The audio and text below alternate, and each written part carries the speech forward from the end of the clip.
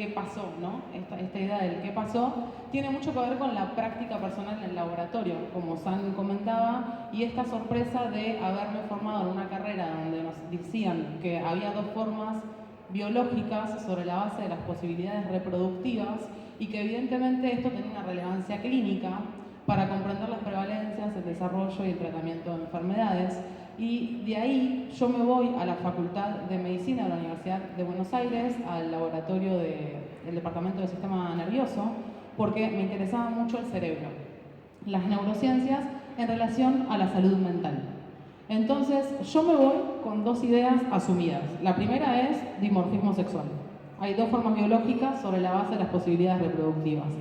La segunda, y que creo que es igualmente grave, como lo voy a mostrar después, es que para explicar ciertos diagnósticos psiquiátricos había que partir de una predisposición genética causal. Es decir, que los ensayos conductuales en modelos murinos se basan en asumir que hay predisposiciones genéticas para los diagnósticos psiquiátricos y así se explican efectivamente hoy las prevalencias. Que las cismujeres sean más depresivas y que los cisvarones sean más esquizofrénicos en los diagnósticos se debe a cerebros sexoespecíficos. Entonces ahí vemos confluir dimorfismo sexual con la reducción de un estado psicológico al cerebro. Con lo que me encuentro en el laboratorio en primer lugar entonces es que me dicen que solo usé machos para los experimentos conductuales, cuando lo que estaba haciendo era ciencia básica y se trataba de averiguar el rol de un receptor de serotonina. Y este receptor no se sabía qué hacía. Es una proteína que se expresaba en ciertas poblaciones neuronales y estaba vinculada con lo que se llama flexibilidad cognitiva, es decir, con la capacidad que nos adoptamos a los cambios, ¿no? Por ejemplo, salgo todos los días sin paraguas, hoy llueve, salgo con paraguas. Resulta que esta capacidad, la flexibilidad cognitiva, se ve reducida en personas que son diagnosticadas con algún tipo de psicosis y la esquizofrenia entre una de ellas. Entonces quería saber, mi jefa, la línea de investigación y yo, ¿qué hacía ese receptor? Cuando me dicen que use solo machos, yo entro en contradicción, porque digo, ok, si no sabemos qué hace el receptor, evidentemente tendríamos que ver si hace lo mismo en machos que en hembras, porque estamos partiendo del supuesto que hay dos cerebros. Y la razón por la cual me dicen que no use a las hembras es para evitar las fluctuaciones hormonales como variables que complejizarían los estudios si esos estudios no están abocados específicamente a evaluar fluctuaciones hormonales. Entonces ahí dije, ok, efectivamente no debe haber diferencias en los cerebros y por eso se parte de asumir que el rol de receptor, aunque no sabemos qué hace, va a ser igual en machos que en hembras. Entonces, siempre cuento esta historia, ahí me meto a PubMed, que es la base de datos más grande de papers biomédicos, y ahí puse cerebro y sexo, ¿no? Sexo entendido como las variables que asociamos a las posibilidades reproductivas. Composición de cromosomas sexuales o mal llamados sexuales, concentraciones de testosterona, tejido gonadal, ¿no? Ovarios o testículos y genitalidad externa. Todo este conjunto de variables es lo que se define como sexo en biomedicina y también incluye los cerebros. Es decir, que cuando pongo cerebro y sexo, estoy viendo si hay diferencias debidas al sexo, es decir, a estas posibilidades reproductivas en los cerebros. Y me encuentro con una batería de investigaciones que efectivamente asumían que existían dos cerebros, y en este asumir que existen dos cerebros, partían de presupuestos que decían las ya mejores habilidades espaciales observadas en varones, la ya mejor capacidad de las mujeres para la fluidez verbal. Eso era el punto de partida para después buscar correlatos neuronales o neuroanatómicos, y una vez que se los encontraba, cuando se los encontraba, se asumía que eran causados por el sexo y que eso explicaba estas observaciones en las capacidades cognitivas diferentes, ¿no? Entre los.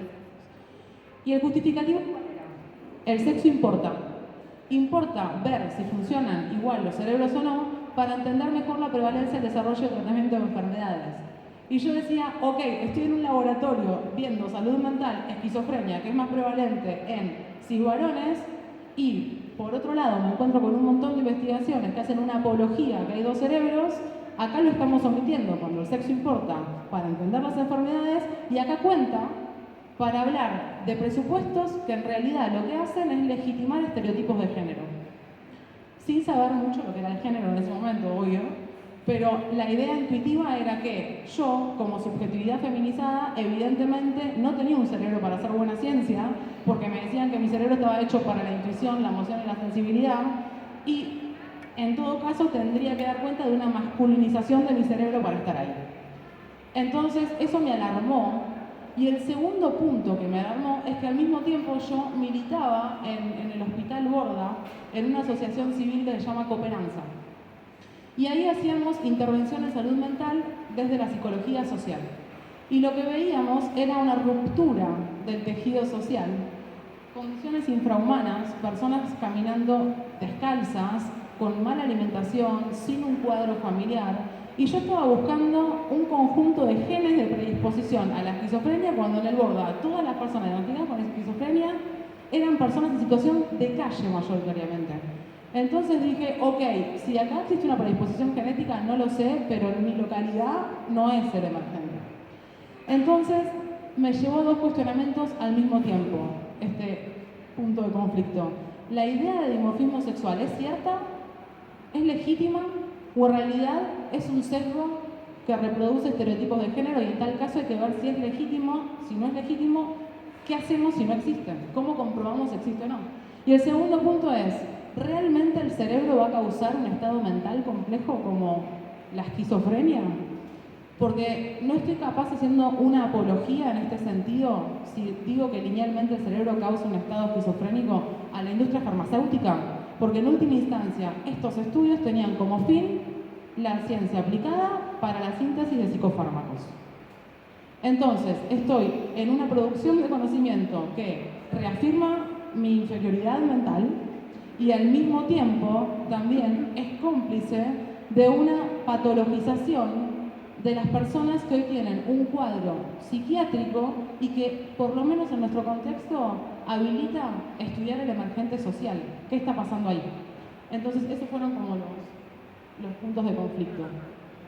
Y un shock. Claro. Licencia psiquiátrica, obvio. Claro. Y sí, no es para menos. No es para menos porque ahí, digo, cuando uno tiene esta capacidad, de preguntarse y repreguntarse, es como esto que decíamos hace un rato, estuvimos en la radio con Lu charlando un poco de esto. Es como eso, es como Matrix. Espero que no haya gente demasiado joven y que no entienda esta referencia. La pastilla roja, la pastilla azul, digo, ya está, digo, ya se sabe lo que ocurre y es difícil volver para atrás, ¿no? Con Ale también pensábamos una cosa, todo esto que vos estás nombrando y que recorres también y que escribís a lo largo de todo el libro, es el poder de la ciencia en establecer estos dogmas y sostenerlos a través de giros discursivos, a través de justificaciones que son realmente, que te causan un shock cuando las lees y como vos las describís más aún, hay muchas frases de remera en todo el libro, ¿no? Que dan ganas de ponerse una remera que diga, como decimos siempre, porque es muy indignante, ¿no? Tipo, que se sepa esto, que se sepa esto.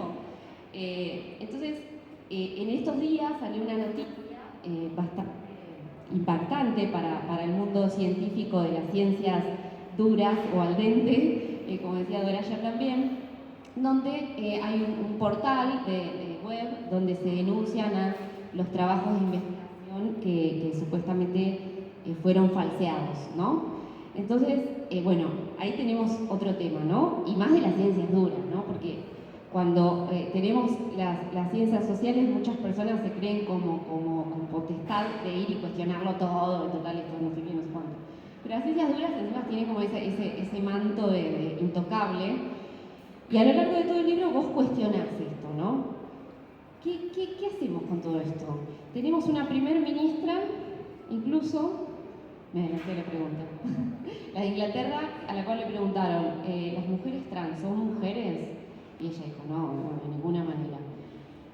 A lo largo de todo el libro vos obviamente discutís todo esto. ¿Qué hacemos con esta imposición de la ciencia, esta intocabilidad de la ciencia, y cuando se instala en el poder político y el poder que tiene eso sobre las personas, y más sobre las desigualdades estructurales, las desigualdades de género y todas estas cuestiones que se problematizan a lo largo de todo el libro. Bueno, qué difícil. Voy a intentar hacer como una pequeña aproximación. Pero, porque no, es fundamental lo que trae Sanz. Yo creo que ahí hay, para mí, dos cuestiones que son fundamentales. Una, y es algo que intento hacer en el libro, un llamado a la autorreflexión.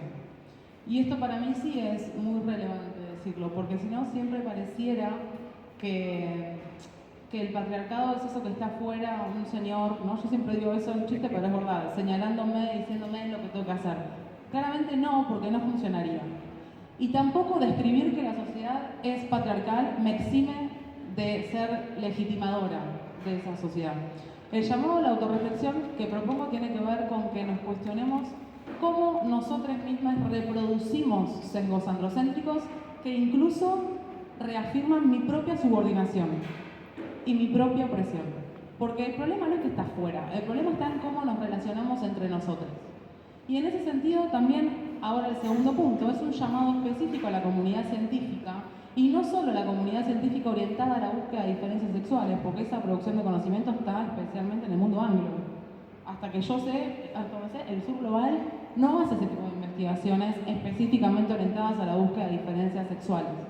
Pero esto implica no solo a esta comunidad científica, decía, sino a todos, y decir, ok, vamos a ver qué fallas o de qué forma podemos estar reproduciendo sobre la idea de objetividad, neutralidad y universalidad sesgos que en realidad suponen un conocimiento enmarcado en un contexto social neoliberal, donde ahí tenemos que, con una mano en el pecho, decir, bueno, a ver, ¿para qué estoy investigando lo que investigando?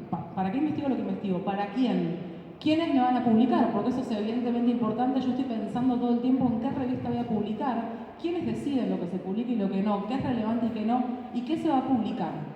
Y eso creo que nos toca a todos, desde el laboratorio de virología hasta el ámbito farmacológico propiamente dicho en ciencia aplicada, digo, y tiene que ver justo con que sabemos que lo que se publica son diferencias cuando comparamos, ¿no? Lo novedoso o el descubrimiento es si hay diferencias. Si no hay diferencias, no hay resultados, parece. Parece que el resultado es nulo, no se publica, e incluso yo misma sigo insistiendo en encontrar diferencias porque pienso que estoy haciendo mal algo. Porque si mi hipótesis es que voy a buscar diferencias, las voy a encontrar. Entonces, ahí no estoy corroborando una hipótesis, la estoy forzando. A priori estoy diciendo, supongo que es así, pero tiene que ser así. Y si no me da, realmente, honestamente, pienso que está mal el diseño experimental, que algo me falló, que hubo ruido, lo repito, 3, 4 veces. ¿Me da diferencias? Es lo que se publica. ¿Se publicaron las otras 3 veces que no? ¿Y cuál pesa más? Entonces, y es fundamental.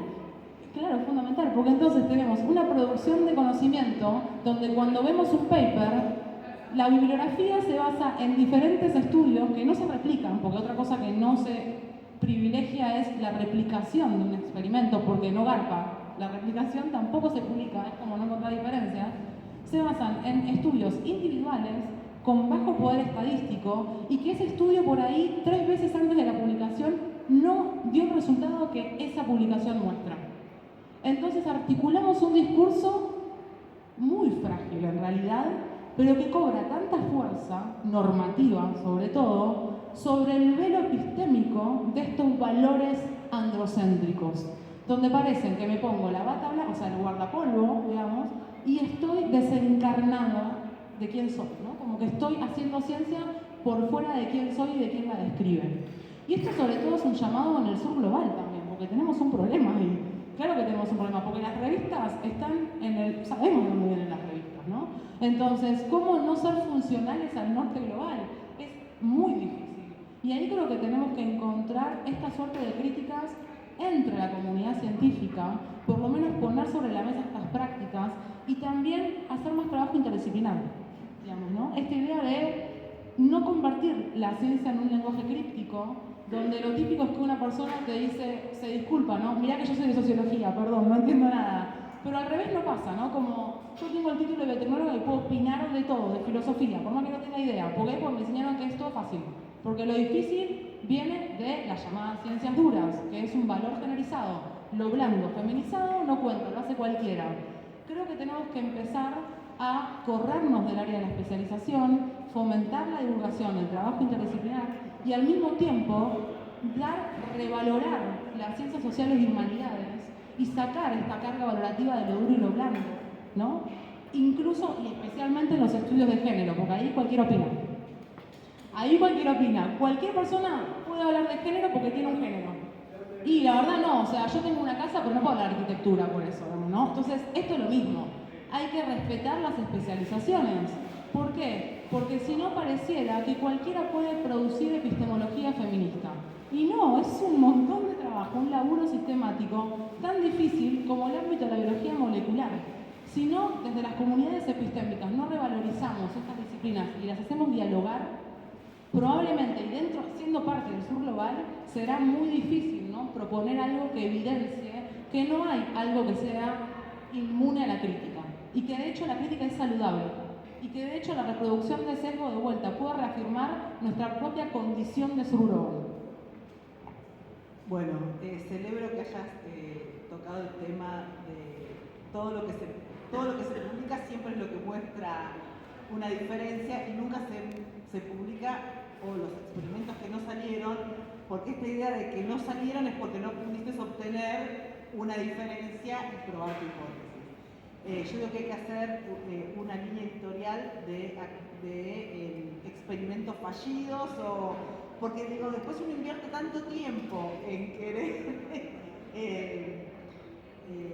reproducir algo o obtener un resultado diferente, cuando ya otras personas, a otros investigadores, ya les ocurrió lo mismo que te ocurre a vos en el laboratorio, y debe pasar en todas las disciplinas. Yo quiero retomar una idea que tenés acá en el libro, que es el tema del giro argumentativo para adecuar el resultado de experimentos cuando no les cierra las hipótesis de lo que quieren demostrar. Quiero que explayes esa idea del giro argumentativo porque es muy loco que en las ciencias experimentales nos neguemos a ver un resultado como el resultado lo dice, ¿no? No, total, esto tal cual. Después la interpretación, que nos damos cuenta de lo que traía Alejandra, tiene que ver con una interpretación que está completamente plagada de qué mirada encarno. Cómo estoy interpretando tiene una carga valorativa de la persona que interpreta, que no es neutral, que no es objetiva, y que parte de cierto marco epistémico. Y en este sentido yo traigo la idea de giro argumentativo para hablar de cómo históricamente la ciencia arregló los resultados, aunque no le dieran como quería, para seguir diciendo esto me está mostrando la inferioridad mental de la cismujer, no hay vuelta. Y un ejemplo muy paradigmático es el del tamaño del cerebro, ¿no? Más volumen, mejor. No sabemos por qué, porque estructura diferente función, pero seguimos viendo estos sesgos de si tiene más volumen parece que funcionará diferente. Es como que yo les diga, esto es una mesa, traigo una mesa más chica, pero esta es mejor que la otra. No, depende, o sea, tiene la misma función, claro, funcionan como mesa. La estructura no me está hablando de la función. Y este es un sesgo que se arrastra históricamente. Y acá es muy paradigmático, porque cuando se decía que en términos absolutos el cerebro, medido indirectamente a través del cráneo, ¿no?, de los cisvarones era mayor, era porque eran más inteligentes.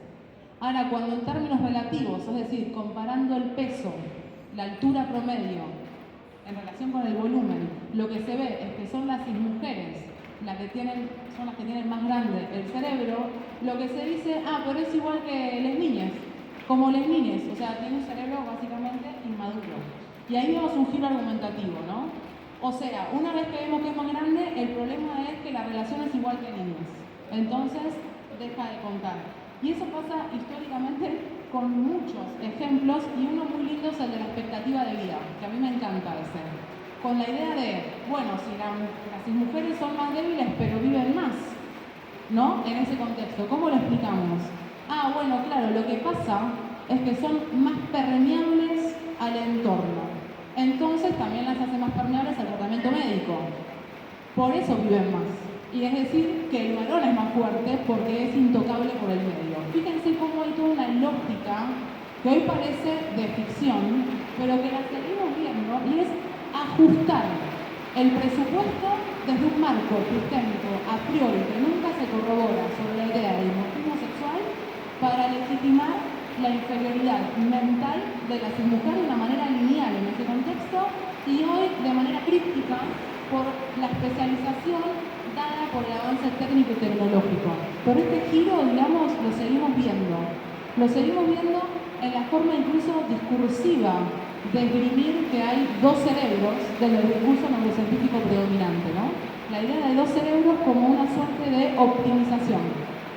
Ya no dicen que el cerebro de las mujeres es inferior, sino que tiene optimizaciones específicas.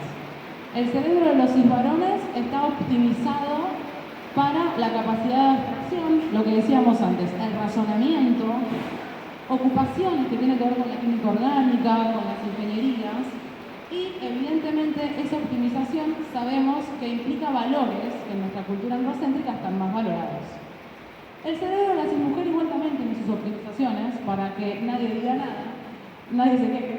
Y esas optimizaciones tienen que ver con una capacidad histórica de las cismujeres que es la fluidez verbal, que se llama así, que lo dijimos antes. Hablamos mucho las personas feminizadas.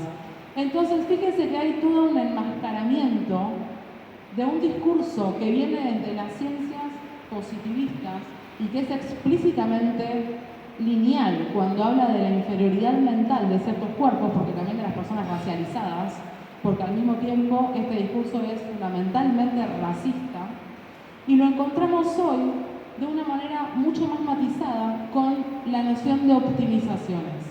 Y esto queda muy claro cuando vemos que hay investigadoras, sin mujeres, que de hecho sugieren y legitiman en sus estudios que hay dos cerebros y que el de las cis mujeres está habilitado o optimizado para la fluidez verbal, cuando ellas lo son. Y claro que no están diciendo, che, voy a reafirmar mi inferioridad mental. Claro que no. Eso muestra que la encarnación de estos valores y la reproducción de sesgo es responsabilidad de todos. Muy bueno. A lo largo de todo el libro, bueno, hablamos mucho como de la neuro, ¿no? A lo largo del libro, el gran trabajo de Lu es justamente ir cruzando todo el tiempo las miradas de los feminismos, ¿sí? Los abordajes de los feminismos con respecto a estas formulaciones de hipótesis, los giros argumentativos que tienen las neurociencias. Me gustaría que me cuentes cómo fue ese recorrido de estudiar los feminismos, ¿no? Porque un poco vos, bueno, listo, sos biotecnóloga, te das maña con las neurociencias, y entonces leer los papers, los resultados y demás es algo que, digamos, era como de la arena común de tu formación. Pero bueno, después hay que meterse en este mundo de la filosofía, de los feminismos, y ahí hay que hacer todo un recorrido. ¿Cómo fue esa formación un poco autodidacta y acompañada, obviamente, por quienes te dirigieron en la tesis, ¿no? Sí, total. Ahí me doy cuenta porque yo misma no valorizaba las ciencias sociales de humanidades, diciendo, ok, me voy a neurociencias y me hago filósofo en 2 días, no pasa nada, esto es re fácil. No entendí una goma, o sea, claramente dije, ¿qué es esto? Claramente no me dijeron esto en la carrera, me dijeron que si sabía análisis matemático podía resolver el mundo, y esto no está sucediendo. O sea, me costó un montón entender filosofía, que me parece de lo más complejo, me costó un montón la epistemología feminista, y por eso tuve 2 guías referentes madrinazas como Diana Mafiga del lado de la epistemología feminista y Diana Pérez del lado de la filosofía analítica, filosofía de la mente específicamente. Y por supuesto ahí tuve que desandar mis propios sesgos.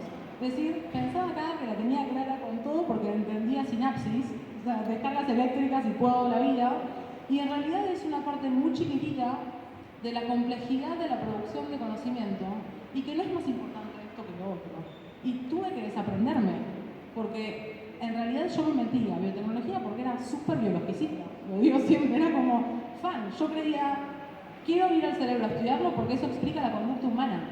Venía en ese mood. Entonces, el laboratorio, ¿sabes con lo que me enfrentó? Sobre todo con la falta de certezas y con el miedo. Decir, ok, no tengo una justificación biológica para saber el por qué me vivo como me vivo, me toca cuestionar. ¿Quién soy? ¿Por qué? ¿Cómo me expreso? ¿Qué elijo? Entonces hay algo muy reflexivo desde un punto profundo, ontológico de una misma, y creo que esa es la mejor manera de comprometerme con otras personas, con otras áreas, y poder te habilita, te posibilita acercarte de otra manera a las disciplinas sin tantas pretensiones muchas veces, y te promueve una interdisciplina real en el sentido que no se vuelven sumatorias, ¿no? Sino que se sintetiza en algo nuevo. Es multidisciplinar, interdisciplinar, transdisciplinar, que no son sinónimos, evidentemente, pero hay una síntesis de la complejidad. Y paradójico, ¿no? Decir síntesis de la complejidad, pero efectivamente te confronta con la complejidad. Este hecho de decir, bueno, estoy en bolas, no tengo nada, no hay certezas acá.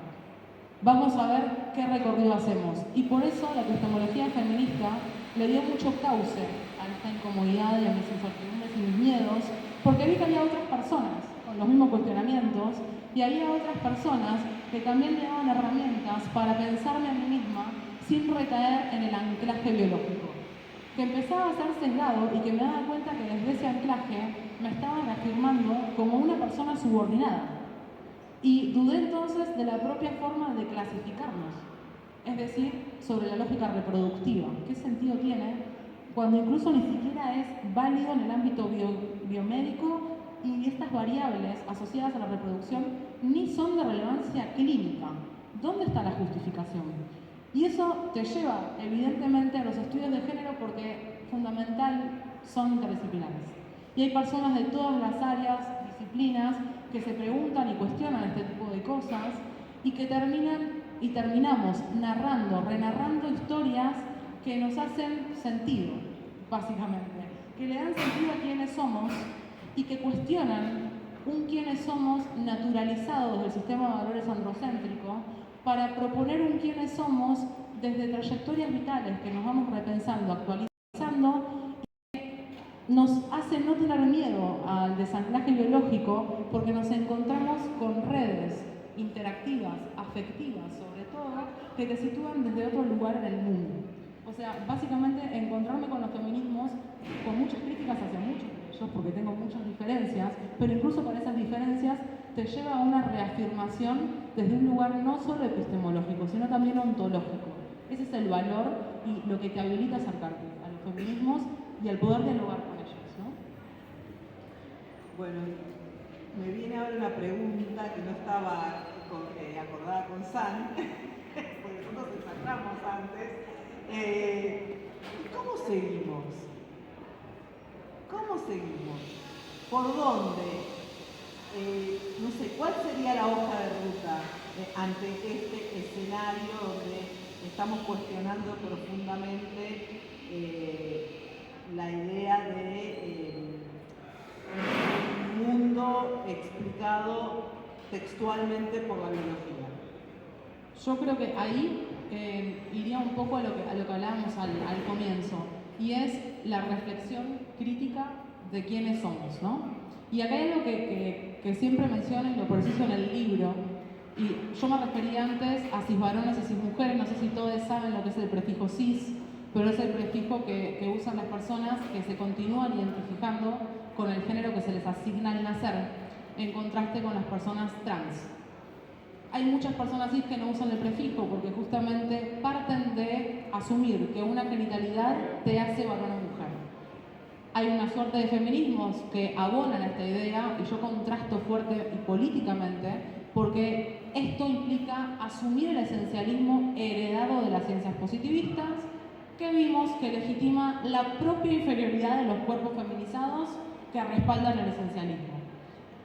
Entonces, lo que siempre digo es, la reflexión crítica nos lleva a cuestionar quiénes somos, y ese quiénes somos tiene que ver sobre todo con muchos factores que nos hacen inteligibles, y de ellos podemos mencionar, o los que trae el libro, la identidad de género, la sexualidad y la expresión de género. Por supuesto que no son los únicos factores, hay procesos de racialización, clase, etnia, estudios de la discapacidad, etc.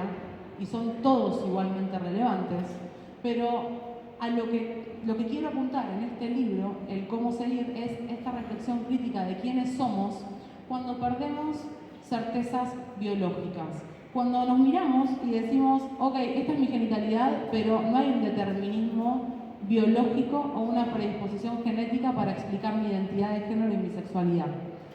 Esto quiere decir que para romper con el sistema de valores androcéntricos tengo que transicionar y hacerme gay, lesbiana, pansexual. No, claramente no. No tiene que ver con eso. Tiene que ver con cómo interpreto quién soy.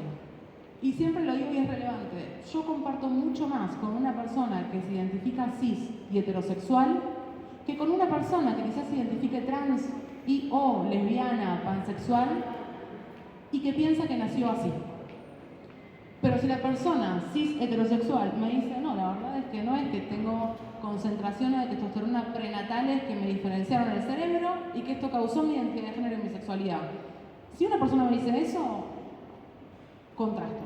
Si esa persona es heterosexual me dice, ok, sí, me actualizo, me vivo así, me siento bien así, elijo esta expresión de género, estas personas son mi sujeto de deseo y está perfecto. El punto es que no se entiende desde la premisa esencialista.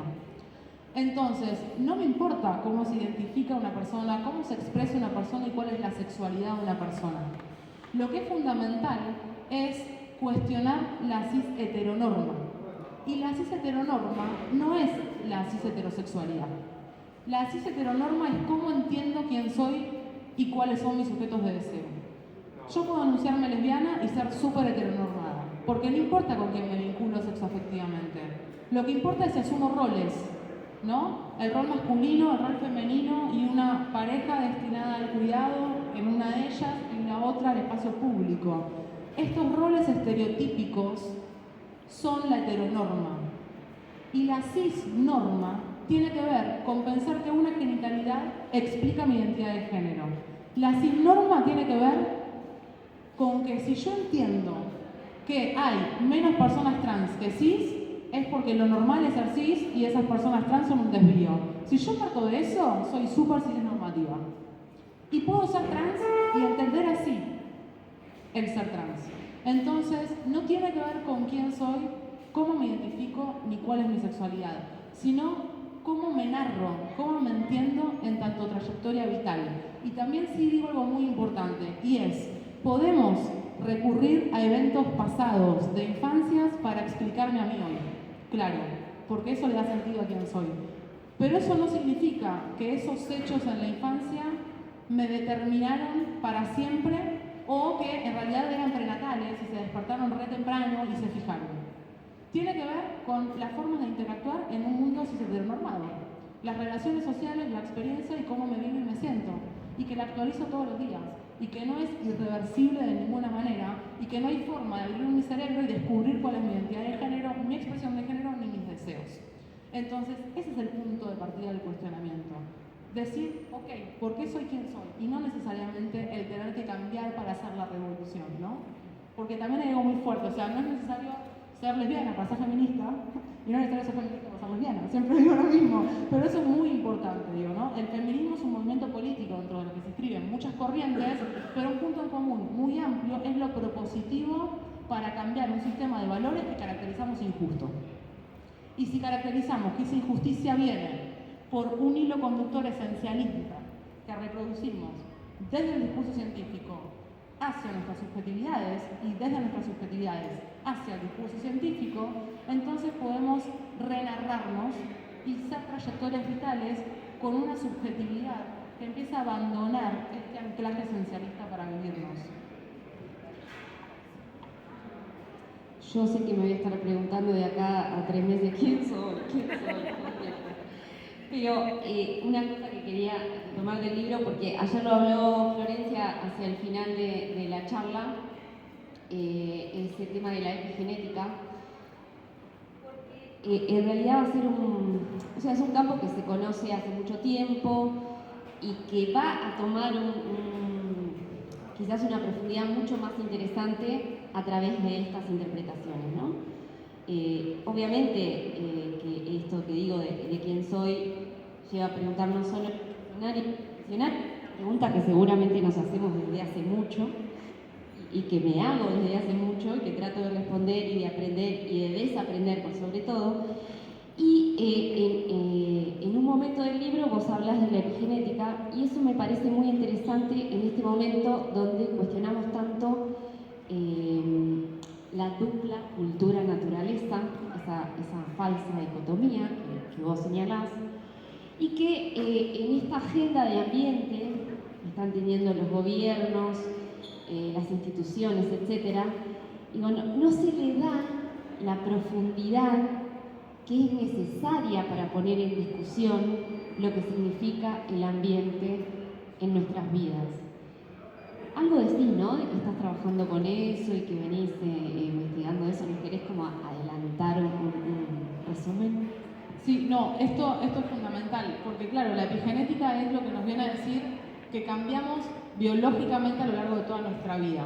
Entonces es una disrupción con esta dicotomía moderna, androcéntrica, naturaleza, donde del lado de naturaleza estamos los cuerpos feminizados siempre, y la cultura, que es el cisvarón blanco, adulto propietario occidental, ¿no?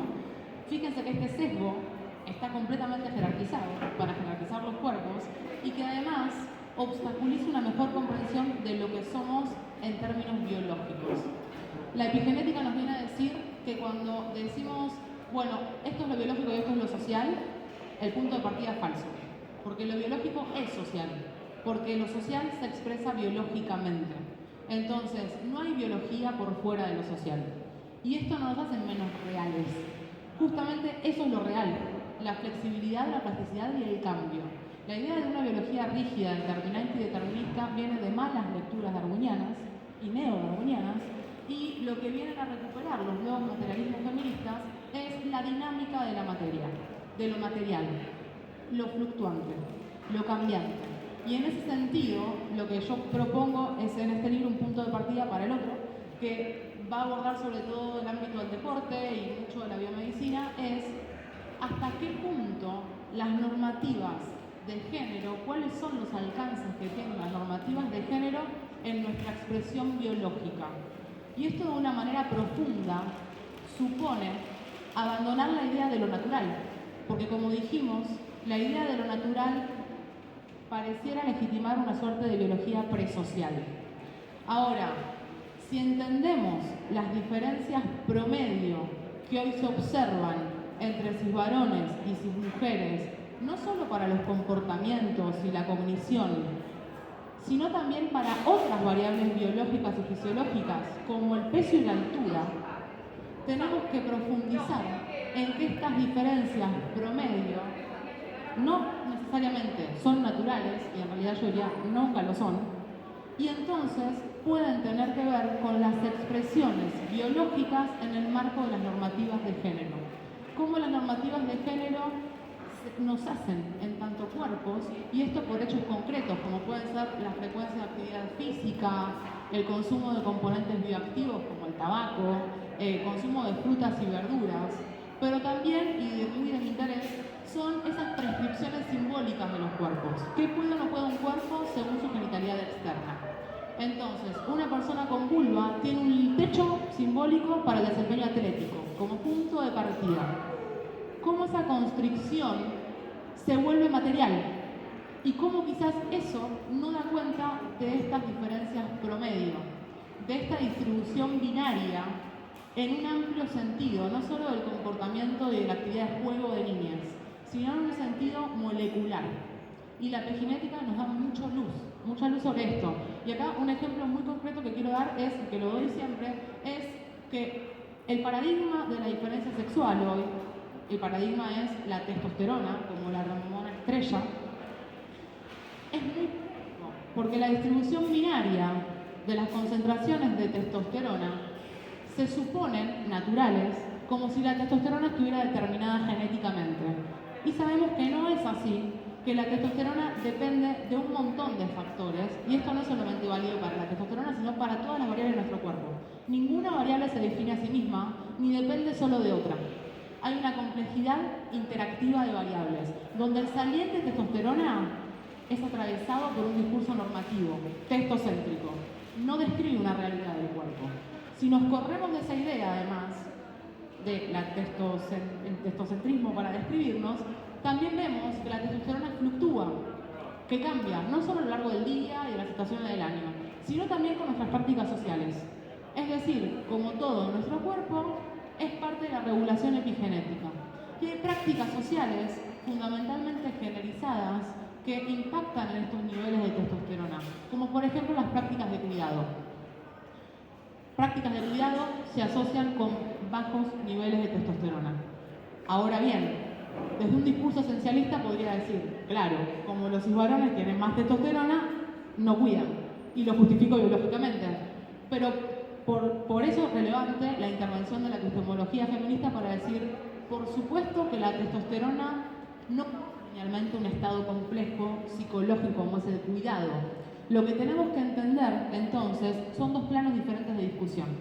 Uno es las variables biológicas, que son susceptibles a las prácticas sociales y que pueden dar cuenta de la distribución binaria que hoy observamos en ciertos parámetros biológicos y fisiológicos, y el otro es el punto de partida y del cual empecé. La mente y el cerebro, la relación mente-cuerpo. No podemos criticar la idea de dimorfismo sexual sin criticar la idea de el cerebro es nuestra mente. Porque lo que tenemos es un vacío epistémico cuando decimos la testosterona impacta en los cerebros y de ahí causa mayor agresividad en los cisvarones. O sea, ¿cómo abrís el cerebro y ves la agresión? Explíquenmelo. Es un estado psicológico que no es susceptible de ser descrito en términos biológicos.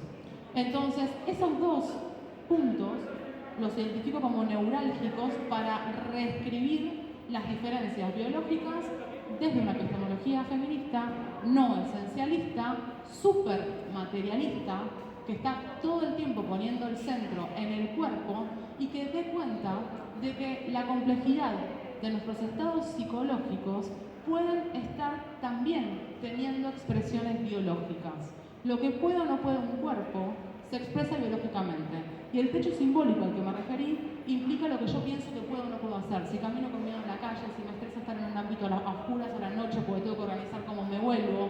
¿Qué pasa con ese estrés? ¿Cómo se expresa en mi cuerpo? ¿Qué impacto tiene en mi densidad ósea, por ejemplo? Porque se dice que la densidad ósea es mayor en varones que en mujeres. ¿Ah, es natural? ¿Cuál es la carga de un cuerpo feminizado?